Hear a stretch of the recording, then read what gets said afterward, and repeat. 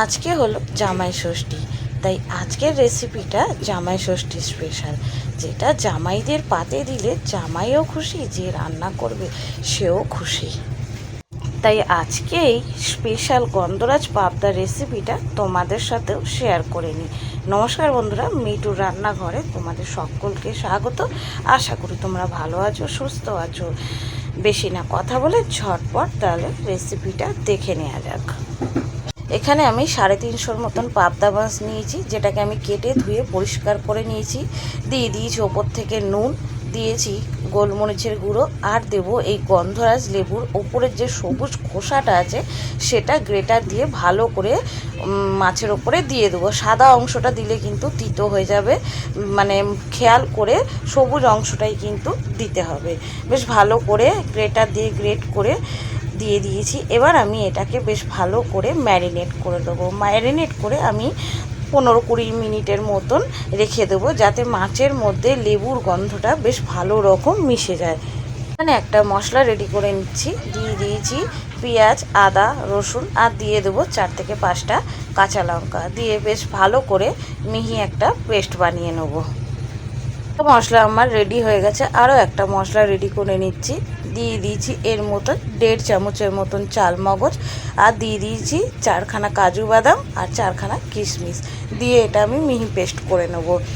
এখানে একটা কড়ার মধ্যে তেল গরম করতে দিয়ে দিয়েছি। তেলটা গরম হয়ে গেলে আমি এক এক করে পাবদা মাছগুলি আমি ভেজে নেব। কিছু মনে করো না বন্ধুরা, পাবদা মাছটা এত পরিমাণে ফাটছিল যে আমি ভিডিওটা ঠিক মতন তুলতেই পারিনি। যেটুকুনি আমি তুলতে পেরেছি সেইটুকুনি ভাজা তোমাদের দেখালাম। এখানে আমার প্রত্যেকটা মাছ ভাজা হয়ে গেছে। ওই মাছ ভাজার তেলে দিয়ে দেবো বেশ খানিকটা গরম মশলা, দিয়ে ওই পেঁয়াজ বাটাটা কড়াতে আমি দিয়ে দেবো। দিয়ে বেশ ভালো করে নাড়াচাড়া করে পেঁয়াজ বাটাটা আমি কষিয়ে নেবো। এবারে আমি এর মধ্যে কিছু শুকনো মশলা দিয়ে দেবো একটু ধনে গুঁড়ো, আর দিয়ে দেবো এর মধ্যে একটু জিরে গুঁড়ো। দিয়ে বেশ ভালো করে মশলাটা সব কিছু একসাথে বেশ ভালো মতন এটাকে ভাজতে হবে, যতক্ষণ না মশলার থেকে তেলটা আলাদা হয়ে যাচ্ছে। দিয়ে দেবো মশলার বাটি ধোয়া জলটা। দিয়ে এবার ভালো করে নাড়াচাড়া করে খুব সুন্দরভাবে মশলাটাকে কষিয়ে নিতে হবে। এখানে আমার মশলাটা খুব ভালো রকমভাবে কষানো হয়ে গেছে। এবারে আমি এর মধ্যে দিয়ে দেব বেটে রাখা চালমগজ আর কাজুটা। দিয়ে এগুনি একসাথে খুব ভালো রকমভাবে সুন্দরভাবে মশলাগুনিকে আরও একবার কষিয়ে নিতে হবে। এই গন্ধরাজ পাবদা মাছটা এতটা টেস্টি হয় যে তোমরা যে কোনো অনুষ্ঠানে বলো আর জামাই ষষ্ঠী বলো, তোমরা বাড়িতে বানিয়ে ফেলতেই পারো। খেতে কিন্তু এক কথায় ফাটাফাটি। দিয়ে দিলাম এর মধ্যে নুন। দিয়ে বেশ ভালো করে মশলাটাকে নাড়াচাড়া করে নেব। আর দিয়ে দেবো অল্প একটু হলুদ। হলুদ কিন্তু বেশি দেবো না, অল্প একদম নামমাত্র। দিয়ে বেশ ভালো করে মশলাটাকে আরও একবার খুব ভালো করে কষিয়ে নিতে হবে।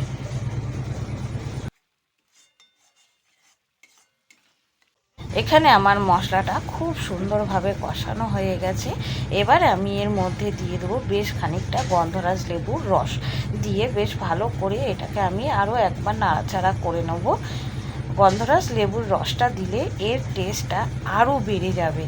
এবারে আমি বেশ ভালো করে নাড়াচাড়া করে এর মধ্যে দিয়ে দেবো 1 বাটির মতন জল দিয়ে আরও একবার নাড়াচাড়া করে সব কিছু মিশিয়ে ফোটার জন্য রেখে দেবো।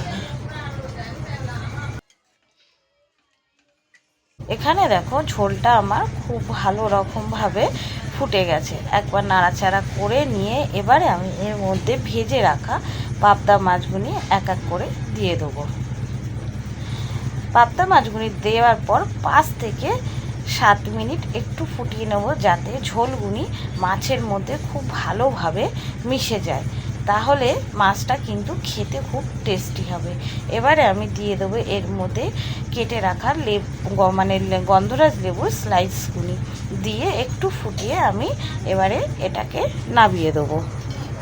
জামাই ষষ্ঠী স্পেশাল গন্ধরাজ পাবদা আমার এখানে একদম রেডি হয়ে গেছে। তোমরা যে কোনো অনুষ্ঠানে এই রকমভাবে গন্ধরাজ পাবদা বাড়িতে বানিয়ে ফেলতে পারবে। তোমাদের এই গন্ধরাজ পাবদা মাছের রেসিপিটা কেমন লাগলো আমাকে কিন্তু জানাতে ভুলো না। আর যদি ভালো লেগে থাকে তাহলে বাড়িতে ঝটপট তোমরাও বানিয়ে ফেলো।